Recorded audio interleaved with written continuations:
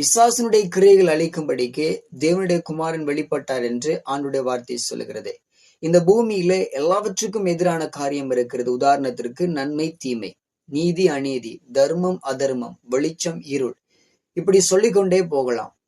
அதே போல உண்மையான தெய்வத்தினுடைய வல்லமை இன்னொரு புறத்திலே மனிதர்களை பாவத்திற்குள்ளாக்கி நரகத்திற்கு கொண்டு போகும்படி கிரியை செய்கிற சத்துருவின் வல்லமை. இயேசு கிறிஸ்துவானவர் இந்த பூமியில ஜனங்களை விடுதலை ஆக்குவதற்காக தான் வெளிப்பட்டார்.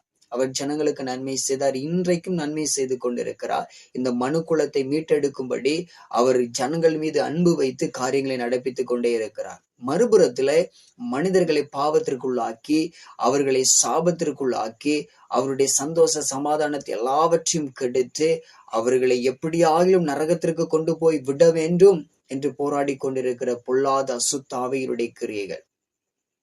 இதன் மத்தியிலே நாம் வாழ்ந்து கொண்டிருக்கிறோம். இயேசுவின் நாமத்தை தவிர மோட்சத்திற்கு போவதற்கு வேறு வழி கிடையாது என்பதை சத்துரு அறிந்து வைத்திருக்கிறான். இயேசுவும் சொன்னார், நானே வழியும் சத்தியமும் ஜீவனுமாயிருக்கிறேன், என்னாலே இல்லாமல் ஒருவனும் பிதாவினிடத்தில் வரான் என்று சொல்லி. ஆகவேதான் இயேசுவின் நாமத்தை சொல்லுகிற பொழுது பிசாசுகள் ஓடுகின்றன. இயேசுவின் நாமத்தை சொல்லுகிற பொழுது வியாதிகள் மறைந்து போகின்றன.